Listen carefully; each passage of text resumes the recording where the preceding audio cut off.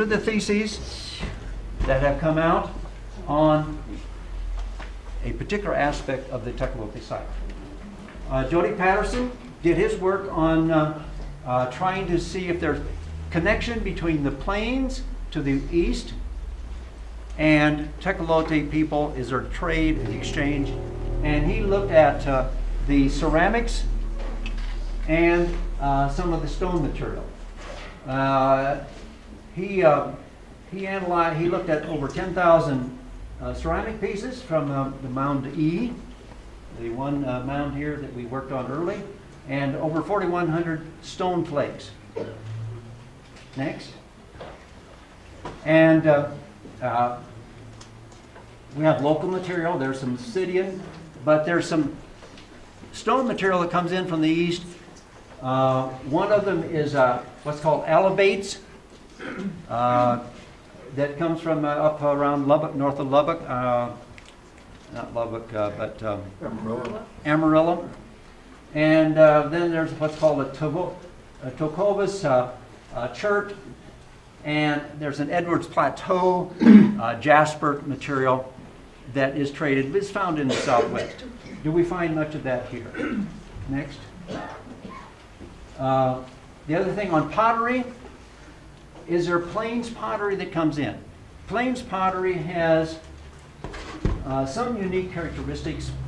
One of them is that it is a kind of what's called cord marked. And you see there on the left is a cord. You may take yucca, break it up, weave it into a little rope or something like that, and then you can make imprints on the pot. You may paddle it on, you may roll it on. We used to live in West Africa and Nigeria. I used to watch them make pottery. They used to do the same thing. Take a little piece of rope about this long, roll it across the pot when the clay is still soft, and you get a nice design, and then you would fire it. And the Puebloans didn't seem to be doing that. Jody was trying to find out, is there any evidence of it there? He didn't find any. And of course, I have a piece of cord-marked pottery here. Now, don't tell Jody that. But Jody is actually working in the archaeology in Utah now. But later on, we did find a piece in another part of the site that had, but it's just one that we know of. Okay. Jody's, he didn't find much. He found, I think, 40-some pieces of non-local stone pieces out of about, what did he have, 4,100 that he looked at, which doesn't show a great deal of change. Often people here ask me, oh, are these people getting bison? Are they having trade networks out on the plains? It doesn't seem to be much of that. They're probably very self-sufficient and not a lot of interaction that is showing from this bit of data. Yes. Diane Sherman, she was interested in faunal remain, bones of various animals. And so Diane put out on the table, you do tabletop sort, you throw it all out there and you start going through it. She looked at 7,716 bone fragments from three different areas of the site. That Mound E to the far east, one in the middle where we've been working, and what would be a trash mound, a deep pit-like area. And she looked at trying to determine the animal type, the age at the death of the animal, their sex, the season of the death, and the amount of protein that might be generated from these animals. How much meat protein are you getting from these animals? And then she was trying to compare it with some other sites in the area. Pecos, Arroyo Hondo, down by Santa Fe. Next. Okay, there are some of the animals that they're common. These are the large mammals, the white-tailed deer, the Rocky Mountain sheep, the elk, bison, And I threw in a small mammal there. Jackrabbits. And there are not many jackrabbits there. Okay. What you find? Diet is mainly large animals. These all there, the deer, the elk. Seasonality, when were they killed, is not really able to do. The age of death, only on bison. There were 7 bison that were found, 7 adults and 2 juveniles. Even those, it was hard to determine the age at the death. The sex, she was able to sex 5 male bison and 3 female bison. And the Tecolote site is very similar to the other sites. There are 12 of them that she looked at where there's data, because some cases don't have much information on this. But there's a large frequency of these large mammals. And the other thing that she was looking at was if you have bones in this horizon up here and you have bones from down here, is there a difference? Because this indicates time change. This may have been of the site in the early 1000 AD, and up here is maybe 1200 AD. And is there a difference? Not really. It's consistent. And that was different from some of the other sites. The Arroyo Hondo, for example, if you get in the upper levels of the Arroyo Hondo, large mammals begin to fade away. The deer and the elk, and then people say, well, maybe that's one of the reasons they left, because of the shortage of meat. But so she did a lot of analysis of burnt bone. Burnt bone's interesting because the way bones are processed will leave an imprint, and especially you burn them. Larger mammals, they may often be at the ends of the bones are often burnt. Small mammals, none. And small mammals are maybe just roasted and on a spit or something like that, and then you eat the meat, and the bones themselves are really not exposed. And I used to sit in campfires in Nigeria.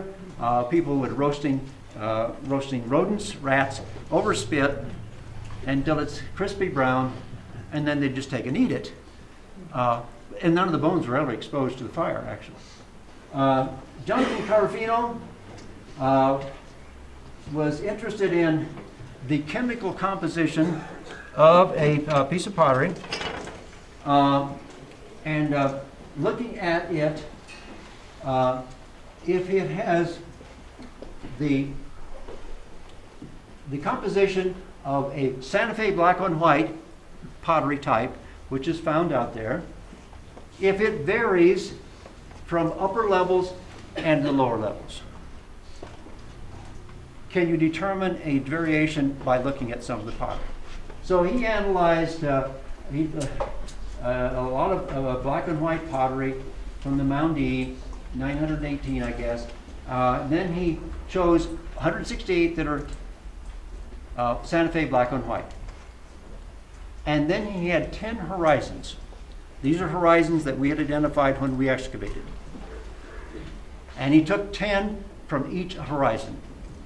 And he analyzed those with a scanning electron microscope to try to, looking for elements, that chemical elements that are in the pottery, the paste itself.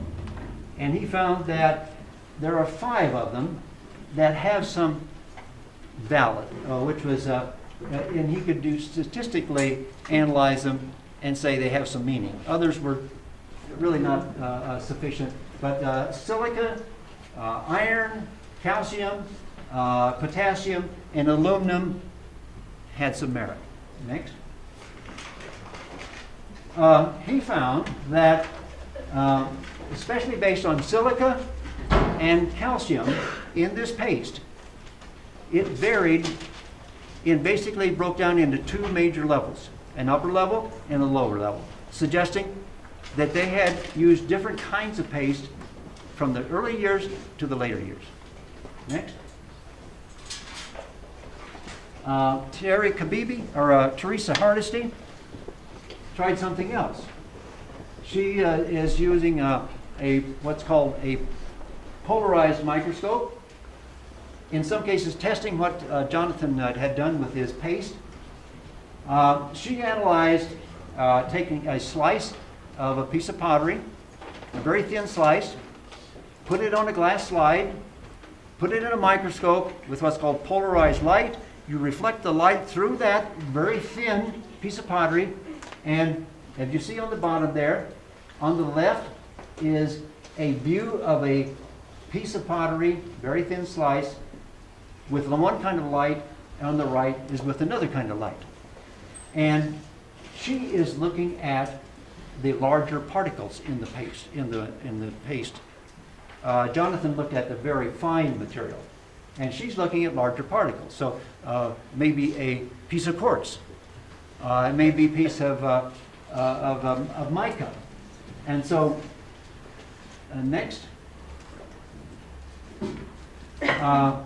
she did some very sophisticated things with these what's called trinary diagrams, throwing them in together with the computer and see if there's a difference. And she found there really is no difference. The other thing she was asked, in the horizons, unlike what Jonathan found. But she also, the other question that we had, is Santa Fe black on white, which might be this piece, is it made locally or is it traded in? Generally, when you read the literature, they're saying Santa Fe black on white is found all large areas of the Southwest. It may be made in a certain area. It's a trade item. And we weren't really certain it is a trade item. So she tested, we went out and collected 12 samples of clay along the Tecolote River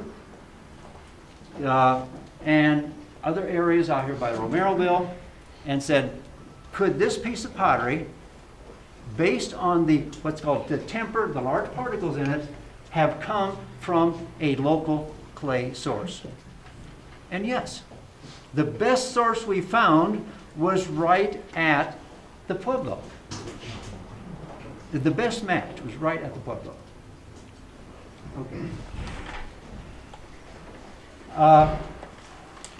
There are human remains.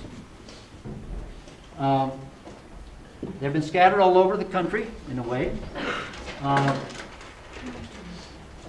And Robin Maines, looking at this and looking at the human osteology referred to, and she is trying to assess whether or not the human remains are very similar to Puebloans, or are they more similar to Plains people. There are a total of, near as we can tell, about 73 skeletal specimens that have been taken out of that Pueblo. Some of them are at Texas Tech. We went there, we studied them. Some of them are in the Peabody Museum in Cambridge. We went there and we studied them. And we documented it best we could. There may be some in Santa Fe. We don't know. There's some that are not good to record. There are some here at Highlands. So, trying to analyze these is very, very difficult. They're very fragmented. They're just pieces of it. And so, not a lot of good, reliable data has come out of this.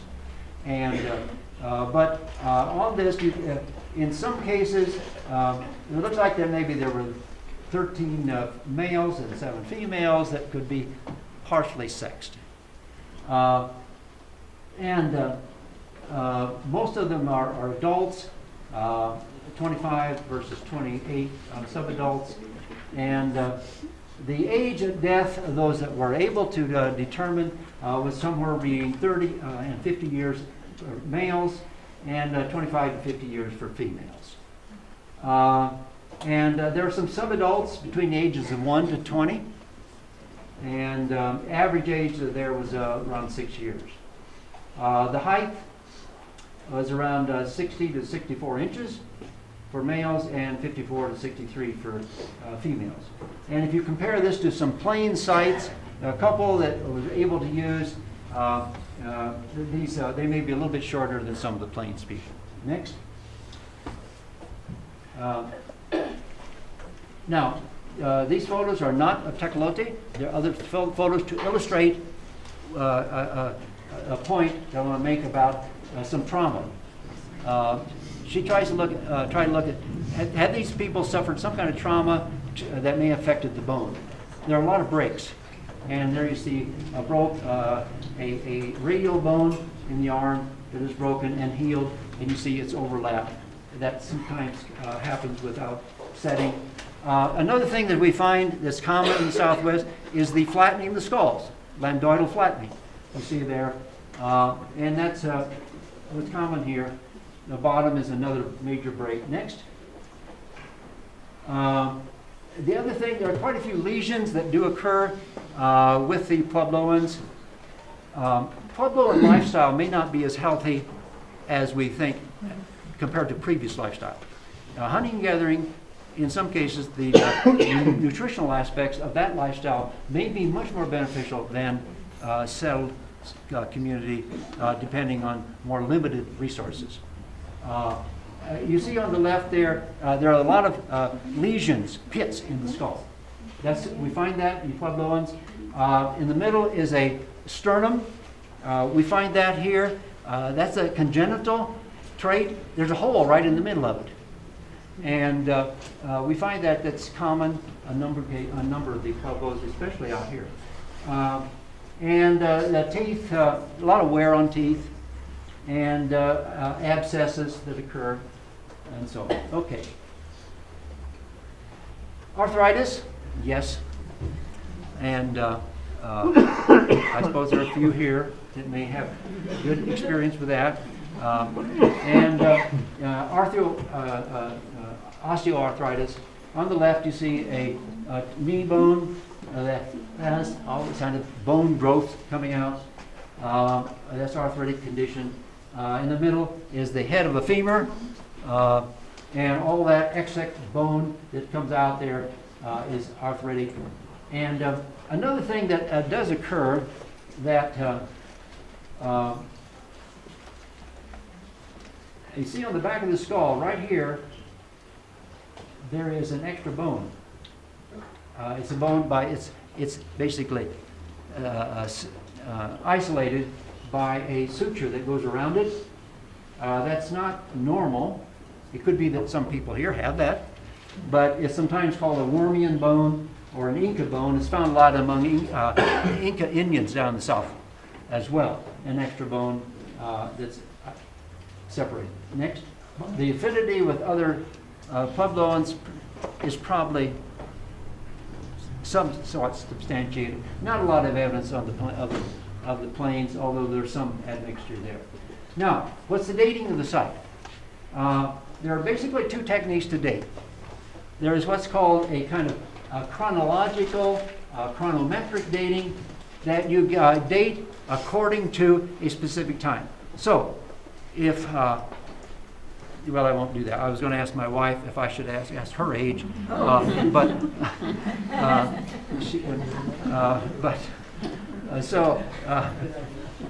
Joe, where's Joe? Oh, he's not. So, if I ask Joe his age, you might say what? 3/4 of a century. Okay, see, oh, well, he's relative, right? At age. Okay, I'll give you mine. Okay, 65. No? Oh, no. 75. I got that horrible look. Okay. So we have that. We calculate from the time of birth and years and so on. And if with some dating, you can say take carbon, and there's a baseline of 1950, and how does the dates calculate according to that reference point, and you can give an age. And so the age is up there. It's too small to see from here, but they fall somewhere from 700 up to 1400 on some of the carbon-14. Carbon-14 dating is very risky because, I mean, out there's a lot of wood, fire, forest fires, grass fires, all kinds of wood that's burned, You can take it and date it, and it may not have anything to do with the site, but it gets a date, and you have to be careful. Now, if you have something in a room, a piece of wood in a room, then you could say, and date it, you might do better, but that piece of wood may have been recycled into 3 different pueblos. So, dating's tricky. The other kind of dating that we've done out there is what's called archeomagnetic dating, looking at the magnetic particles in soil. When you fire soil at above a Curie point, those magnetic particles align to magnetic north. And magnetic north, as you know, keeps floating around. And so there you see a diagram of where magnetic north might be at a certain time. You align those particles. We've gotten some dates there with the magnetic 1050 to 1175, which is not a good range. And then there's dendrochronology, tree ring dating. Tree ring lab in Tucson is one of the most sophisticated in the world, and some pieces have been sent down there. And so we get some dates also running from maybe 800 all the way up to the 1400s. Tree ring dating is tricky too, because just because you have a tree doesn't mean that tree has always been in that room, and the growth periods vary in different regions. But next, relative dating is a common technique, and every time I look at that photo, I've been seeing it for several days, or it looks like a McDonald's to me. But there's a horizon. You see a dark layer, which is an ash deposit. Below it, maybe some other layers of rock. Those on the bottom, we generally assume, are older than on top. That's relative dating. And it's helpful. You try to put all these together to give some kind of interpretation. Next. Okay, who were these people? They're us that have lived in the past, basically. Asian, maybe some European mixture. When did they arrive? At Tecolote, probably, as a settled community, probably 1000 AD, maybe 950 AD. They left probably around 1300, 1325, as near as we can tell. Why did they come there? I suppose water was important. The Tecolote River used to flow. But it's often subsurface in many cases, even though you may not see it out there on top. It's underground, as you know, Damon. And are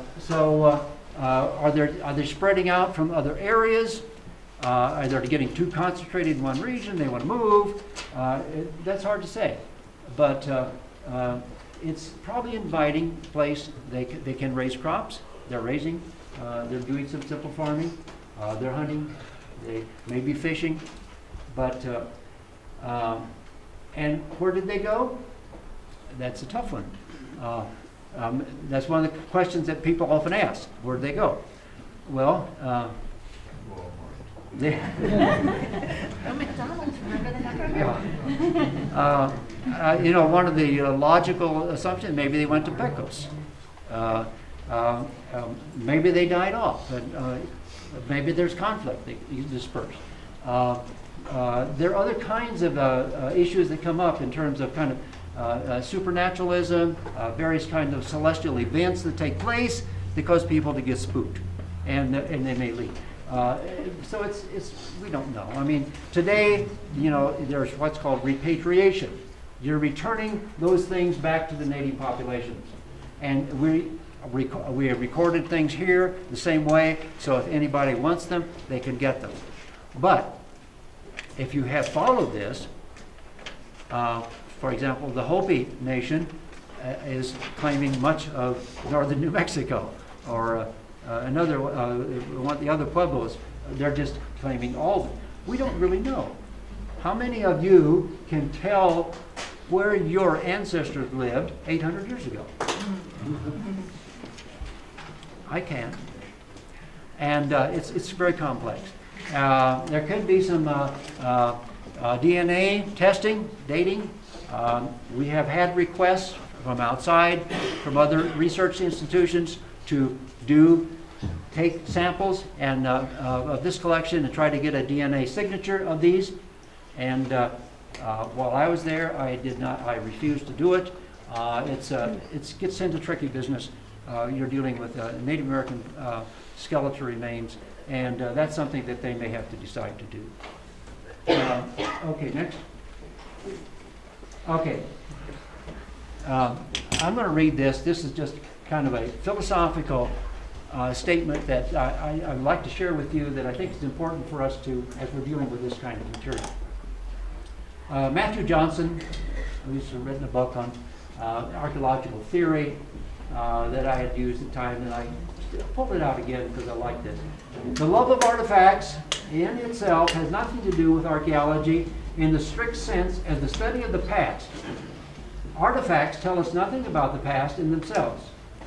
I have stood in the middle of countless ruins of castles, ancient palaces, and listened very carefully, and not hear a single syllable.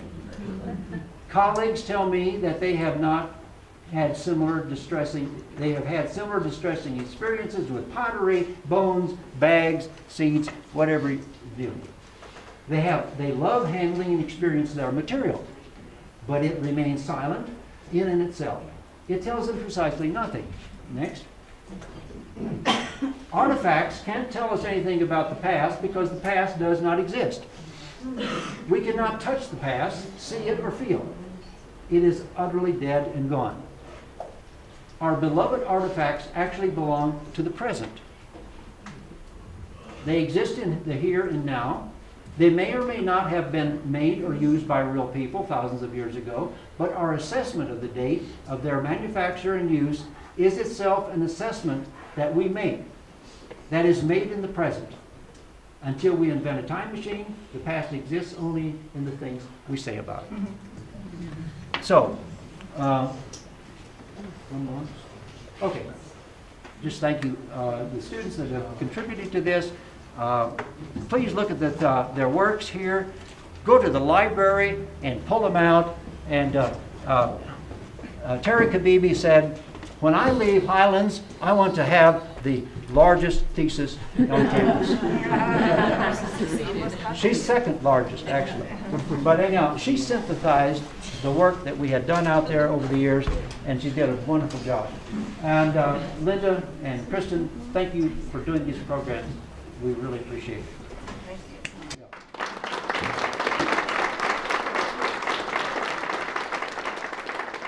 Thank you.